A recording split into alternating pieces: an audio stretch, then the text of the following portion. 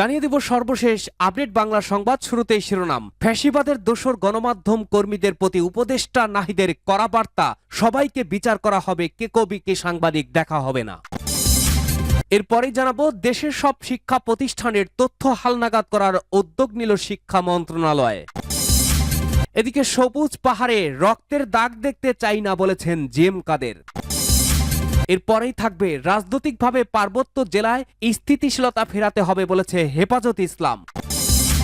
সর্বশেষ জানাবো রওশন, জিএম কাদের ও মজিবুল হক চুন্নুকে গ্রেপ্তারের দাবি বাংলাদেশ এলডিপির, কারণ তারা অবৈধ তিনবার ভোটারবিহীন সরকারের সঙ্গী হিসাবে সংসদকে কার্যকর রেখেছিলেন। শুনছিলেন সর্বশেষ আপডেট বাংলা সংবাদগুলোর শিরোনাম। এবারে জানাবো বিস্তারিত।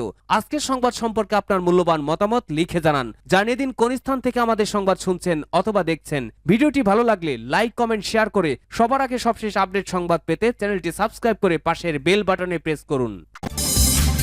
ফ্যাসিবাদের দোসর গণমাধ্যম কর্মীদের প্রতি উপদেষ্টা নাহিদের কড়া বার্তা। বৈষম্য বিরোধী ছাত্র আন্দোলন ঘিরে বিভিন্ন গণমাধ্যমে কার্যক্রম নিয়ে বিতর্ক রয়েছে। এই অবস্থায় ফ্যাসিবাদের দোসর গণমাধ্যম কর্মীদের ছাড় দেওয়া হবে না বলে হুঁশিয়ারি করেছেন তথ্য ও সম্প্রচার মন্ত্রণালয়ের উপদেষ্টা মোহাম্মদ নাহিদ ইসলাম। সোমবার 23 সেপ্টেম্বর ডিএফপিতে সংবাদ প্রকাশক, সম্পাদক ও নির্বাহী সম্পাদকদের নিয়ে আয়োজিত আলোচনা সভায় তিনি এই হুঁশিয়ারি দেন। তিনি বলেন, অনেক সংবাদকর্মী ফ্যাসিবাদের দোসর ছিলেন, তাদের বিচার করা হবে, কে সাংবাদিক কে কবি তা দেখা হবে না। এ সময় গণমাধ্যমের স্বাধীনতা নিশ্চিতে অন্তর্বর্তী সরকার কাজ করছে বলে জানিয়েছেন উপদেষ্টা নাহিদ। তিনি বলেন, আমরা গণমাধ্যমের স্বাধীনতা নিশ্চিত করতে চাই, এর জন্য নীতিমালা দরকার। আগামী সপ্তাহেই কমিশন ঘোষণা করা হবে। দেশের সব শিক্ষা প্রতিষ্ঠানের তথ্য হালনাগাদ করার উদ্যোগ নিল শিক্ষা মন্ত্রণালয়। দেশের সব অঞ্চলে শিক্ষা প্রতিষ্ঠানের তথ্য হালনাগাদের উদ্যোগ নিয়েছে শিক্ষা মন্ত্রণালয়। এই মন্ত্রণালয়ের অধীনে বাংলাদেশ শিক্ষা তথ্য ও পরিসংখ্যান ব্যুরোর ব্যানবেইসের মাধ্যমে বার্ষিক শিক্ষা প্রতিষ্ঠান জরিপ 2024 কার্যক্রম পরিচালনা করা হবে। সোমবার 23 সেপ্টেম্বর প্রতিষ্ঠানটির মহাপরিচালক অতিরিক্ত সচিব মুজিবুর রহমানের সই করা বিজ্ঞপ্তিতে এই তথ্য জানানো হয়েছে। বিজ্ঞপ্তিতে বলা হয়, ঢাকা, ময়মনসিংহ ও সিলেট অঞ্চলের 21 জেলার শিক্ষা প্রতিষ্ঠানগুলো আগামী 1 অক্টোবর থেকে 8 অক্টোবর, কুমিল্লা, চট্টগ্রাম ও খুলনা শিক্ষা অঞ্চলের 21টি জেলায়, 9 অক্টোবর থেকে 16 অক্টোবর, রাজশাহী, রংপুর ও বরিশাল অঞ্চলের 22টি জেলায় 17 অক্টোবর থেকে 24 অক্টোবর বিশ্ববিদ্যালয় ও ইংলিশ মিডিয়াম স্কুলগুলোতে 1 থেকে 31 অক্টোবর পর্যন্ত তথ্য হালনাগাদের সময় প্রদান করেন। উল্লিখিত সময়ের মধ্যে দেশের সব প্রাথমিক উত্তর শিক্ষা প্রতিষ্ঠানকে ব্যানবেইসের ওয়েবসাইটে ভিজিট করে অনলাইনে তথ্য প্রদান করার অনুরোধ জানানো হয়। তথ্য প্রদানের অনলাইন অ্যাড্রেসটি আপনাদেরকে তুলে ধরা হলো www.banbeis.gov.bt। সবুজ পাহাড়ে রক্তের দাগ দেখতে চাই না বললেন জিএম কাদের। পার্বত্য 3 জেলায় বাঙালি ও ক্ষুদ্র নৃগোষ্ঠীর মাঝে বিরাজমান উত্তেজনাকর পরিস্থিতিতে গভীর উদ্বেগ প্রকাশ করেছেন জাতীয় পার্টির চেয়ারম্যান গোলাম মোহাম্মদ কাদের। তিনি বলেন, যে কোনো মূল্যে পাহাড়ে শান্তি ও স্থিতিশীলতা বজায় রাখতে হবে। এজন্য পাহাড়ি বাঙালি ও প্রশাসনকে সচেতন থাকতেও আহ্বান জানান তিনি। সোমবার দুপুরে জাতীয় পার্টি চেয়ারম্যানের কার্যালয়ে জাতীয় মৎস্যজীবী পার্টি ও জাতীয় হকার্স পার্টির নেতৃবৃন্দর সঙ্গে মতবিনিময় সভায় তিনি কথা বলেন। প্রধান অতিথির বক্তৃতায় জিএম কাদের বলেন, সবুজ পাহাড়ে রক্তের দাগ দেখতে চাই না। আমরা সবাই বাংলাদেশি, আমরা ঐক্য ও সম্প্রীতিতে বিশ্বাস করি। আমরা পার্বত্য এলাকায় পর্যটন, শিল্প ও অর্থনৈতিক সম্ভাবনাকে নস্যাৎ হতে দিতে পারি না। সব পক্ষকে ধৈর্য ও সহনশীলতার সঙ্গে পরিস্থিতি মোকাবেলা করতে আহ্বান জানাই। রাজনৈতিকভাবে পার্বত্য জেলার স্থিতিশীলতা ফেরাতে হবে বলেছে হেফাজতে ইসলাম। পার্বত্য চট্টগ্রামে শান্তি ও স্থিরতা ফেরাতে সম্মিলিত রাজনৈতিক উদ্যোগ নেওয়ার আহ্বান জানিয়েছে হেফাজতে ইসলাম বাংলাদেশ। সোমবার 23 সেপ্টেম্বর এক বিবৃতিতে এই আহ্বান জানান হেফাজতে ইসলামের আমির আল্লামা শাহ মহিবুল্লাহ বাবুনগরী ও মহাসচিব মাওলানা সাজেদুর রহমান। বিবৃতিতে তারা বলেন, পার্বত্য জেলায় চলমান অস্থিরতাকে আমরা বাইরের আধিপত্যবাদী ষড়যন্ত্রের ধারাবাহিকতা হিসেবেই দেখছি।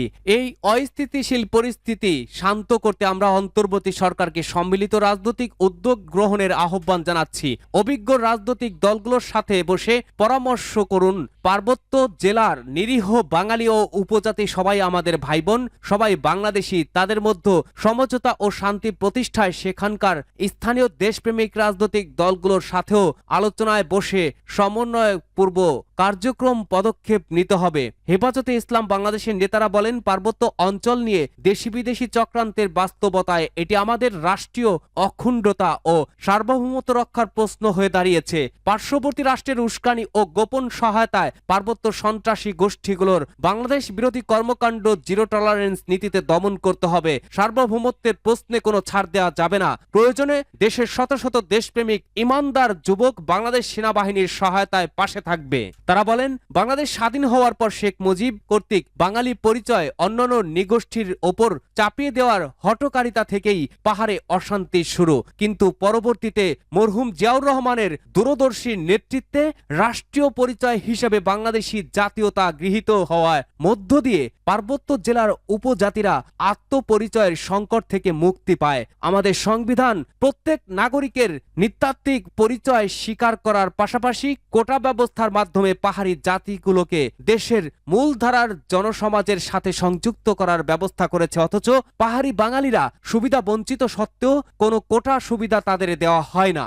রওশন, জিএম কাদের ও মজিবুল হককে গ্রেপ্তারের দাবি বাংলাদেশ এলডিপির। জাতীয় পার্টির চেয়ারম্যান জিএম কাদের, মহাসচিব মজিবুল হক চুন্নু ও অবৈধ ভোটারবিহীন সংসদের বিরোধী দলীয় নেতা রওশন এরশাদকে গ্রেপ্তার করার দাবি জানিয়েছে বাংলাদেশ এলডিপি মহাসচিব শাহাদাত হোসেন সেলিম। সোমবার 23 সেপ্টেম্বর রাজধানীর উত্তরায় নিজ বাসভবনে অনুষ্ঠিত একাধিক নেতার সঙ্গে মতবিনিময় সভায় এসব কথা বলেন তিনি আরো বলেন, 2015 সাল থেকে পরপর 3টি অবৈধ ভোটারবিহীন নির্বাচনে অংশগ্রহণ করে তারা বাংলাদেশে আওয়ামী লীগের ফ্যাসিজমের দোসর ও সহযোগী হিসেবে সঙ্গ দিয়েছে। বাংলাদেশ এলডিপি মহাসচিব ও 12 দলীয় জোটের মুখপাত্র শাহাদাত হোসেন বলেন, গণমাধ্যমে জাতীয় পার্টির ফ্যাসিবাদ তোষণ ও সুবিধা গ্রহণের বিষয়ে নানা রকমের আবেগী ব্যাখ্যা দেওয়া হচ্ছে। মূলত দেশে আধিপত্যবাদী শক্তিকে নির্মূল করতে হলে ফ্যাসিজমের সরাসরি সহযোগী জাতীয় পার্টির নেতাকর্মীদের বিচার করা ছাড়া কোনো বিকল্প নেই। অন্তর্বর্তীকালীন সরকারের উদ্দেশ্যে তিনি বলেন, অবিলম্বে বিগত 3টি গণবিরোধী ভোটারবিহীন নির্বাচনের প্রধানতম সহযোগী জিএম কাদের, রওশন এরশাদ, মজিবুল হককে গ্রেপ্তার করতে হবে। রাশেদ খান মেনন, হাসানুল হক ইনুকে যদি গ্রেপ্তার করা হয় তাহলে এই দোসররাও বাদ যাবে না। দেশের ইতিহাসের সামনে উপমা তৈরি করতে হবে, ফ্যাসিজমকে সহায়তা করলে জনগণ এর বিচার করে। তাছাড়া তিনি বলেন, চক্রান্ত এখনো থেমে নেই। ঘরে বাইরে বন্ধুর চেহারা পরিচয়ে শেখ হাসিনার দোসররা সামনে উঠে আসছে রং পাল্টানো ব্যক্তিরা। সরকার ও রাজনৈতিক দলগুলোকে সতর্কতার সঙ্গে এইসব মোকাবেলা করতে হবে। মতবিনিময়ে বাংলাদেশ এলডিপির সিনিয়র সহসভাপতি সৈয়দ ইব্রাহিম রৌনক, অতিরিক্ত মহাসচিব তমিজউদ্দিন টিটু, সিনিয়র যুগ্ম মহাসচিব এম এ বাশার সহ সিনিয়র নেতারাও উপস্থিত ছিলেন।